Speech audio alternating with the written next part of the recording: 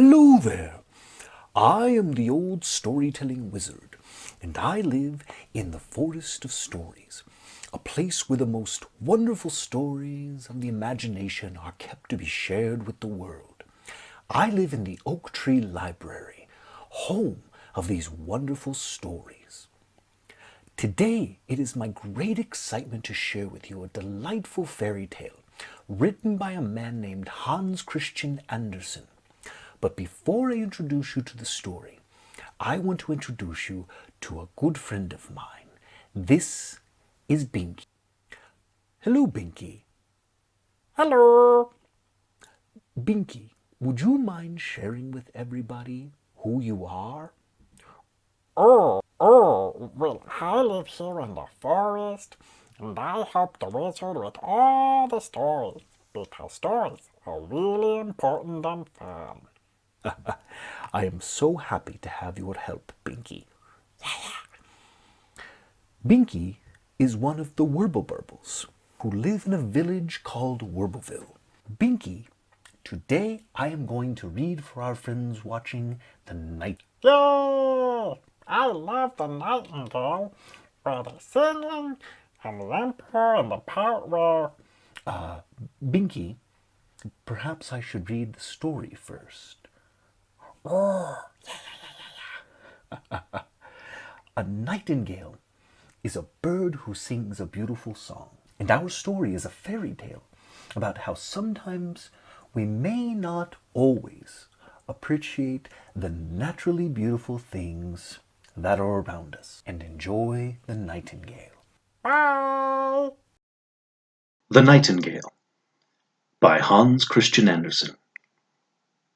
Once upon a time, in a distant kingdom, there was an emperor, and all those he had around him were his people. The story I am going to tell you happened many years ago, but just on that account it is worth hearing, before it is forgotten. The emperor's palace was the most magnificent in the world, built entirely of the finest porcelain. It was very costly, but so fragile that it would hardly stand being touched, so one had to be careful. In the garden were to be seen the most wonderful flowers. To the most beautiful of them were fastened silver bells, which tinkled all the time, so that no one should pass by without noticing the flowers.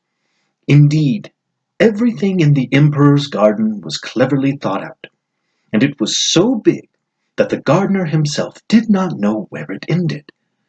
If you kept on walking, you came to a most beautiful forest, with lofty trees and deep lakes. The forest went right down to the deep blue sea. Great ships could sail right under its branches, and in these lived a nightingale, which sang so exquisitely that even the poor fishermen, who had so many other things to attend to, would rest on his oars and listen to him when he went out at night to pull in his nets. "How beautiful it is," he would say. But he had to look after his nets and forgot the bird. Yet when he was singing again next night, and the fishermen came there, he said the same thing. "How beautiful it is." Visitors came from all parts of the world to the emperor's city, and admired it, as well as the palace and the garden. But when they came to hear the nightingale, they all said, "He is the best of all." And on their return home, they spoke of all they had seen, and the learned wrote many books about the city, the palace, and the garden. But they did not forget the nightingale, which they praised beyond everything. And those who could write poetry wrote the most beautiful poems, all about the nightingale in the forest by the deep blue sea. These books went all over the world, and at last some of them reached the emperor. He sat in his golden chair and read and read.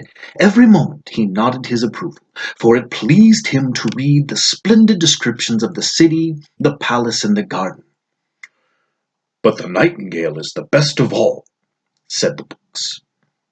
"What's this?" said the Emperor. "The Nightingale? I don't know anything at all about him. Is there such a bird in my empire, and fancy in my garden too? I have never heard of him. To think one has to find out such things from books." And so he called his chamberlain, who was such a grand personage that when anyone inferior to himself in rank ventured to speak to him or ask him a question, he only answered, "P," and that really did not mean anything. "There is, I hear, a most remarkable bird here called a nightingale," said the Emperor. "They say he is the best thing in my great empire. Why have I never been told anything about him?" "I have never heard of him mentioned before," said the chamberlain. "He has never presented at court." "It is my wish that he shall appear here this evening and sing before me," said the Emperor. "It seems the whole world knows what I possess, and I know nothing about him." "I have never heard him mentioned before," said the chamberlain. "I shall look for him. I shall find him." But where was he to be found? The chamberlain ran up and down all the staircases, throughout the halls and corridors. Not one of those he met had heard of the nightingale, and the chamberlain ran back to the emperor again, and said it must all be fable invented by those who wrote the book. "Your imperial majesty must not believe all that is written. It is fiction, or what is called the black art." "But the book in which I have read it," said the emperor, "has been sent to me by the great and mighty emperor of another empire. Therefore, it cannot be a falsehood. I will hear the nightingale. He must be here this evening. He shall have my most gracious patronage. And if he does not come, the whole of the court shall have their stomachs punched after they have had their supper." "P," said the chamberlain. And again he ran up and down all the staircases, and through all the halls and corridors, and half the court ran after him, for they did not like the idea of having their stomachs punched. And inquiries were made right and left after the wonderful nightingale which all the world knew of, but of which the court knew nothing. At last they came across a poor little girl in the kitchen. She said, "Oh, yes, the nightingale. I know him well. How he can sing! Every evening they let me take home some leavings from the table for my poor sick mother, who lives down by the shore. And when I feel tired on my way back and rest in the forest, I can hear the nightingale sing. He brings tears to my eyes. It is just as if my mother was kissing me." "My little kitchen maiden," said the chamberlain, "I will get you a permanent place in the kitchen and permission to see the emperor eat, if only you can take us to the nightingale. He has been commanded to appear at court this evening." and so they all set out for the forest where the nightingale used to sing, and half the court went with them. As they walked along, a cow began mooing. "Moo!" "Ah," said one of the courtiers, "there he is. What wonderful strength for such a small creature to possess! I have certainly heard him before." "No, that's the cow mooing," said the little kitchen maid. "We are still far from the place." Some frogs now began croaking in a pool. "Beautiful," said the Palestine. "Now I hear him. It sounds just like tiny church bells." "No, that's the frogs," said the little kitchen maid. "but I think we shall soon hear him." Just then the nightingale began to sing. "There he is," said the little girl. "Listen, listen, and there he sits." And she pointed at a little grey bird up among the branches. "Is it possible?" said the chamberlain. "I never imagined he would be like that. How common he looks! He must have lost his colour at seeing so many grand folks here." "Little nightingale," cried the little kitchen maid quite loudly. "our gracious emperor would like so much to hear you sing before him." "With the greatest pleasure," said the nightingale, and began to sing in good earnest. "It sounds like crystal bells," said the chamberlain. And how he does use his little throat. It is most remarkable that we have never ever heard him before. He will be a great success at court." "My excellent little Nightingale," said the Chamberlain, "I have great pleasure in commanding you to appear at a court festival this evening, where you shall enchant his Imperial Majesty with your charming singing."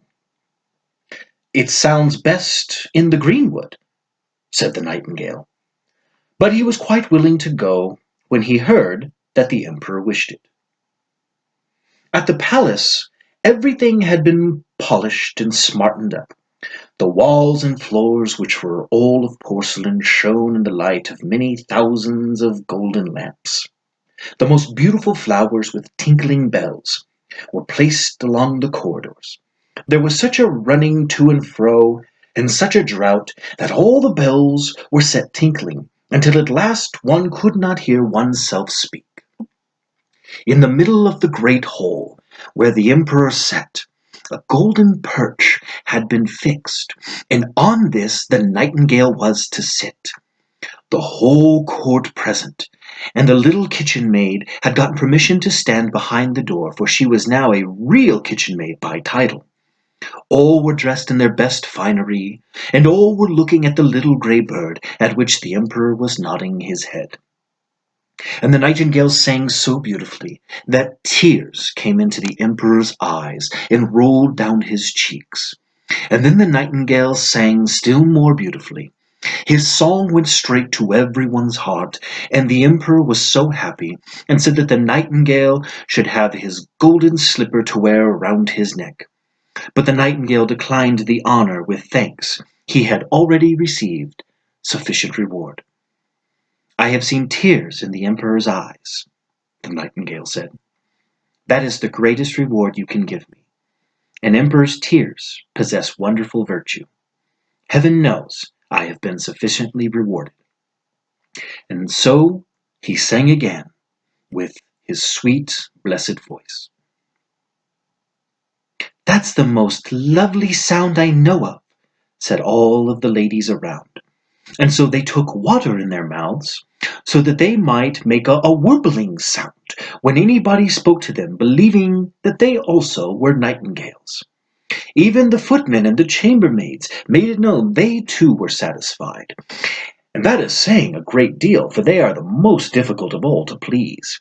Yes, the Nightingale was indeed a great success.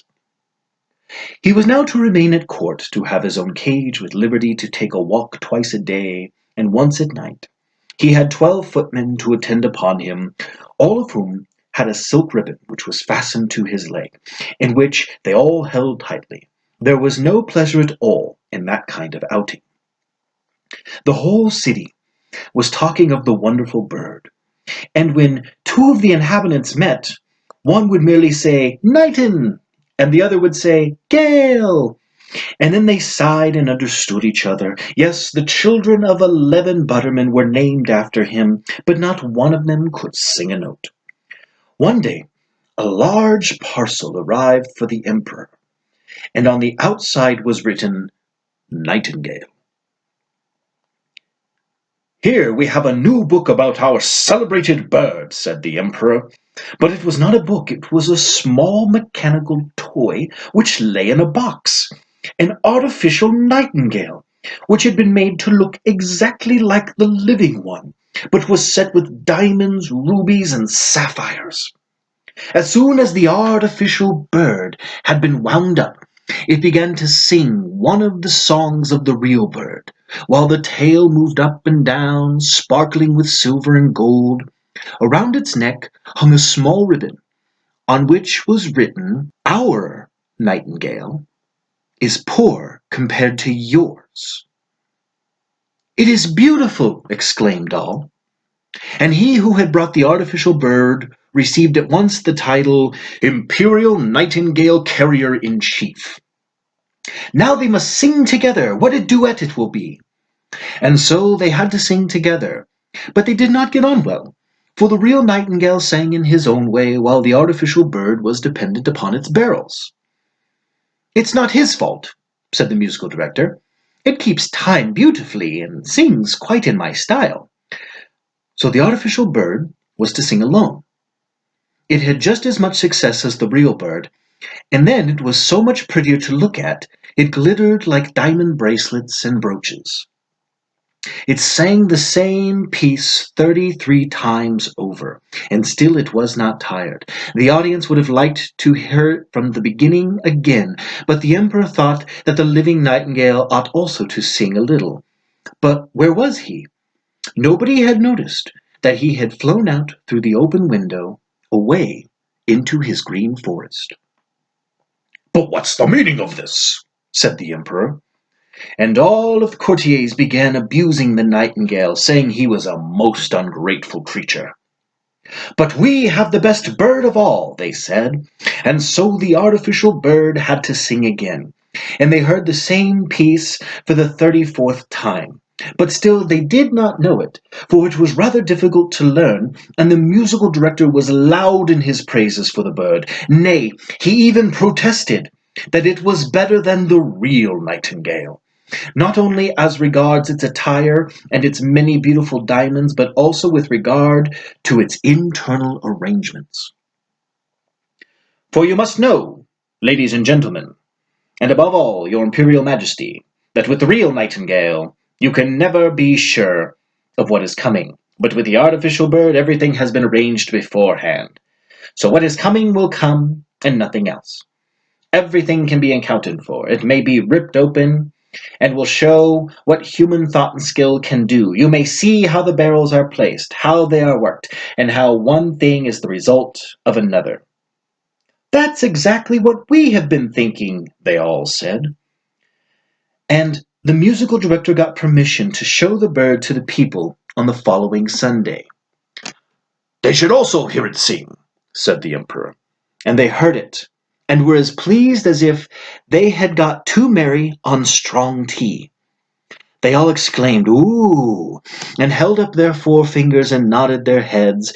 But the poor fisherman, who had heard the real nightingale, said, "It sounds pretty enough, and it is very like the other, but there is something wanting. I can't tell exactly what." The real nightingale was banished from the land. The artificial bird was placed on a silk cushion close to the emperor's bed.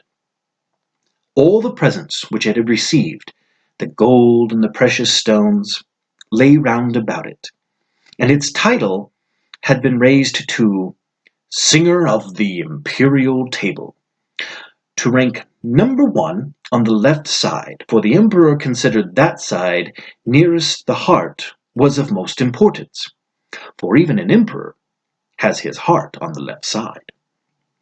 And the musical director wrote 25 volumes about the artificial bird. They were very learned and long and full of the most difficult words, and everybody said that they had read them and understood them, for otherwise they would of course have been stupid and would then have their stomachs punched. In this way a whole year passed by.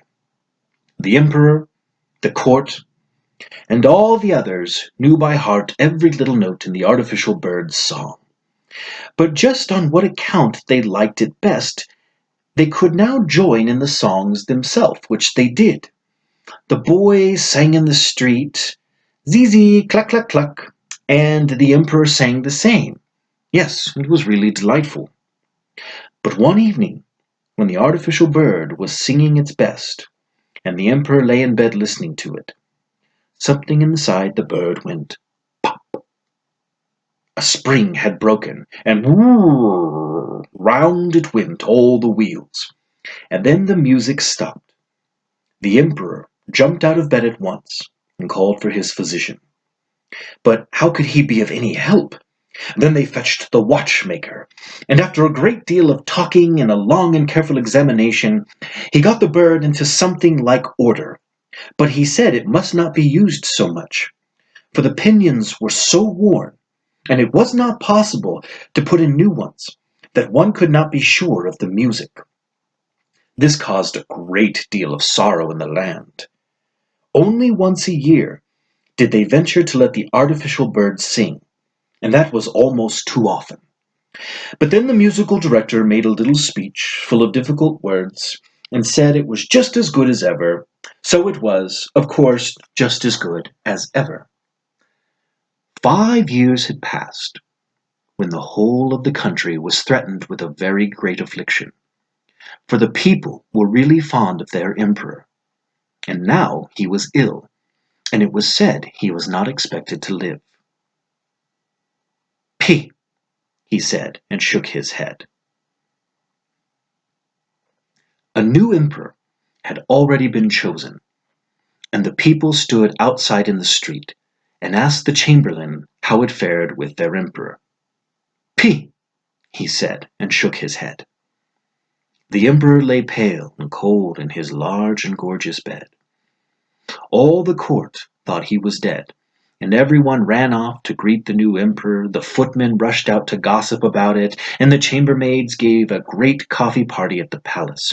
All the floors of the halls and the corridors had been covered with carpets, so that no footsteps should be heard, and therefore it was so silent, so quiet there.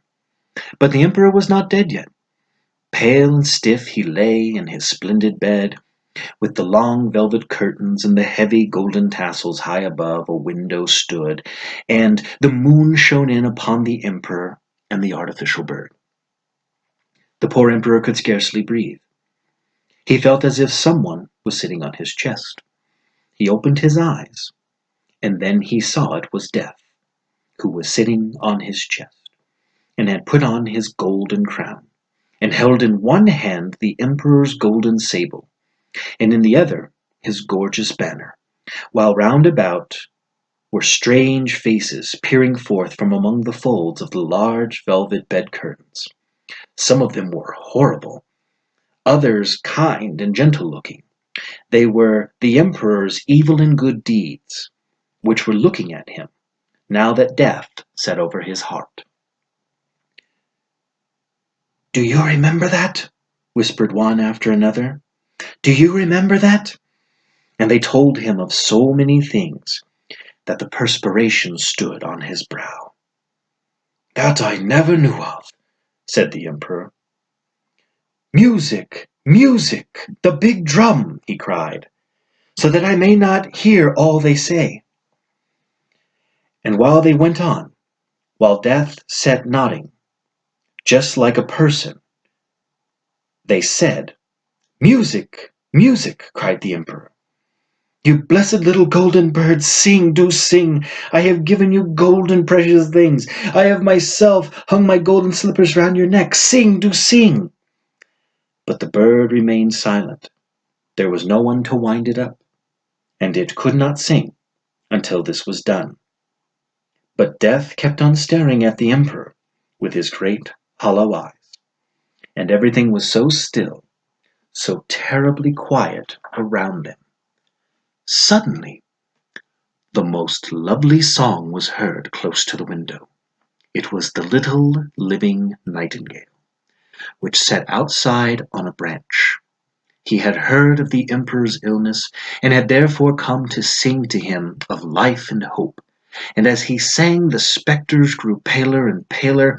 The blood began to course more and more rapidly through the emperor's weak body, and Death himself listened and said, "Go on, you little nightingale, go on.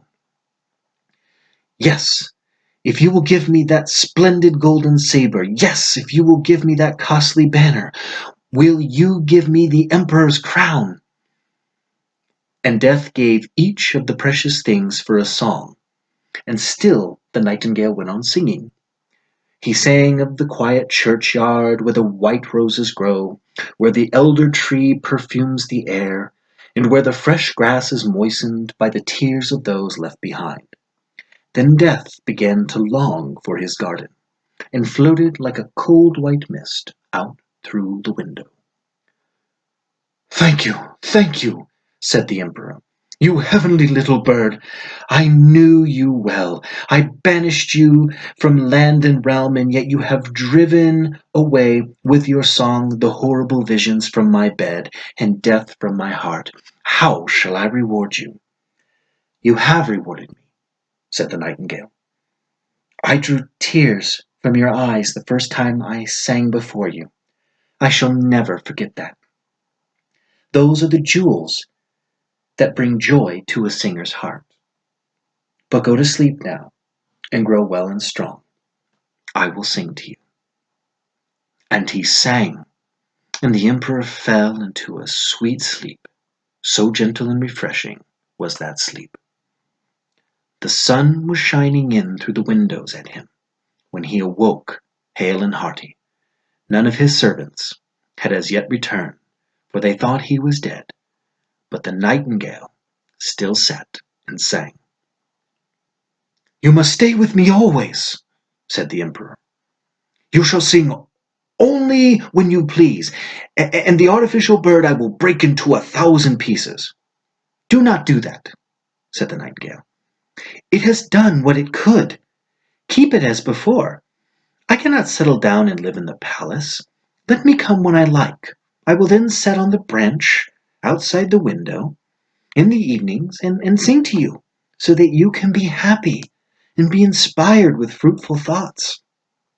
I will sing to you about those who are happy and about those who suffer. I will sing about the good and the evil around you, which are kept hidden from you. For the little songbird flies far around to the poor fisherman, to the peasant's roof, to everyone far away from you in your court. I love your heart better than your crown, and yet the crown has a fragrance of sanctity about it. I will come, I will sing to you, but one thing you must promise me." "Everything," said the emperor, as he stood there in his imperial robes, which he had himself put on, pressing the golden saber to his heart. "One thing I beg of you. Do not tell anyone that you have a little bird that tells you everything, and then all will go still better with you." And then the nightingale flew away.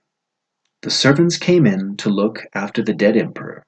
Yes, there they stood, and the emperor said, "Good morning."